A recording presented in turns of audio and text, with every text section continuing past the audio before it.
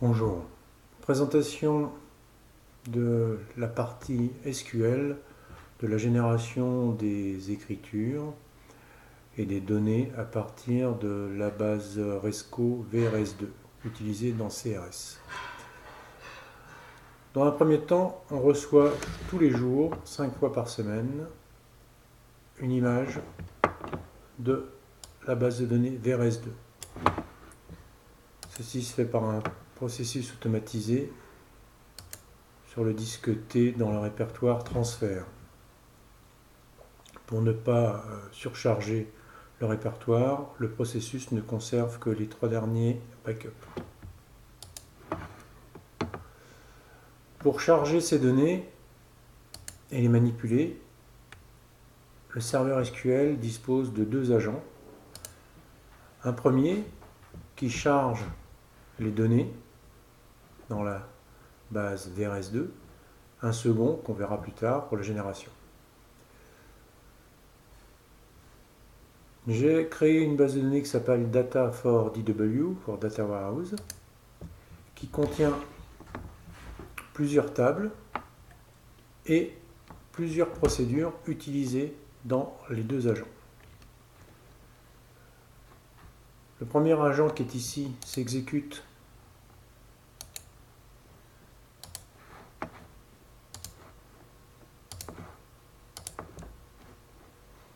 tous les jours de la semaine, de 9h du matin à 9h du soir, toutes les 2 heures.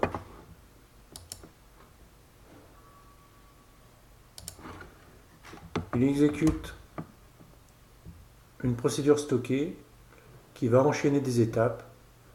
Dans un premier temps, vérifier que le fichier de backup existe, donc récupérer le dernier nom.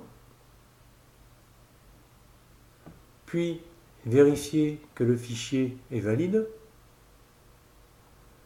Et si ça c'est clair, va tuer toutes les connexions sur la base de données VRS2, puis charger le nouveau backup. À chaque étape, on a différentes tables. La première qui est la table contenant les images trouvées. Et on voit ici une ligne statut. S30, le fichier a été bon, trouvé bon et chargé correctement.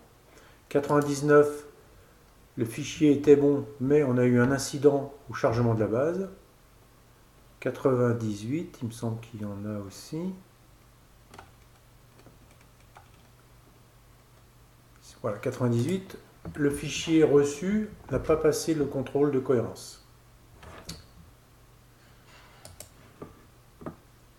Nous avons aussi un fichier de log qui contient une trace de toutes les étapes.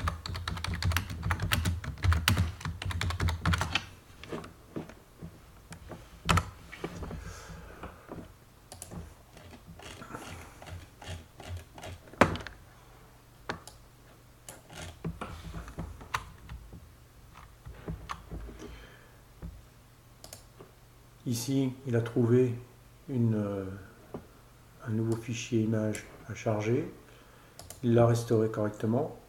Puis il a lancé le deuxième agent qui est la génération des résultats. Il a trouvé 861 000 lignes et après ça, il a écrit les différents items, crucifer, discount, etc. dans la table result.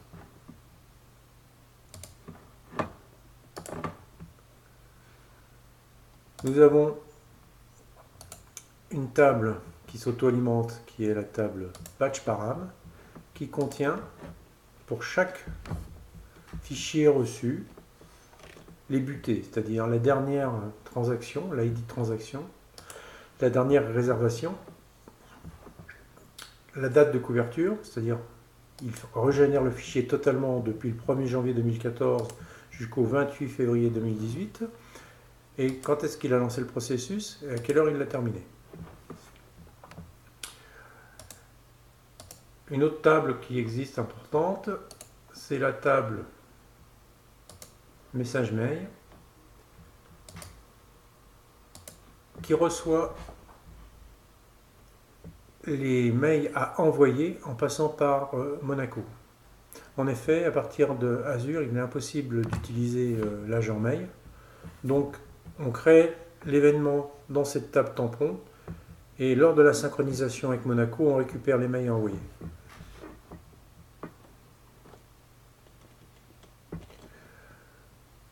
Donc, pour revenir, l'agent Load New Data into VRS2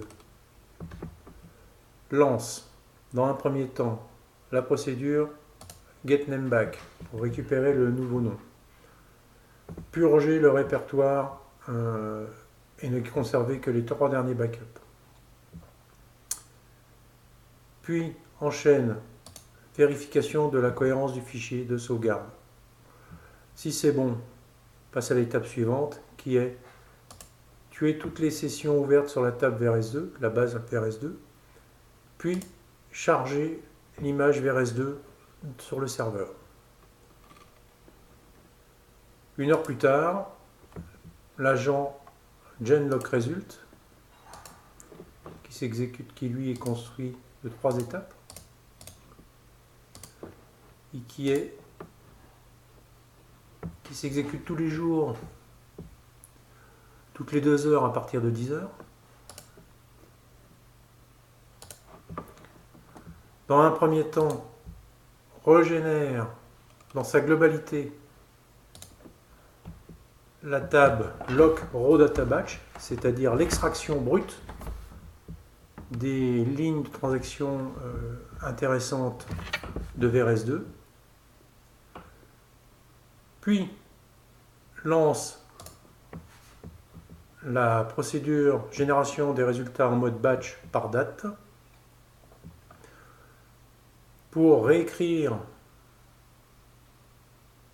la table lockResult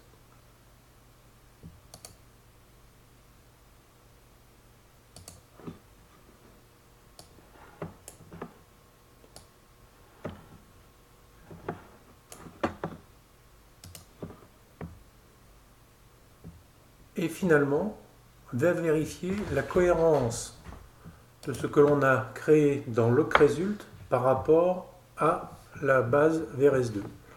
Donc on a ici une procédure check result by cruise qui se lance dans la 3e étape de l'agent ici,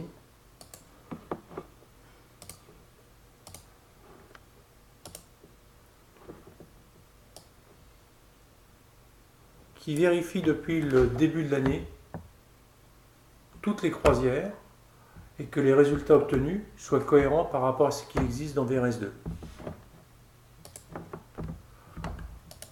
En cas de divergence, l'agent change le statut des lignes concernées dans la table, lockResult. Voilà pour une rapide présentation de ce qui se passe sur Azure.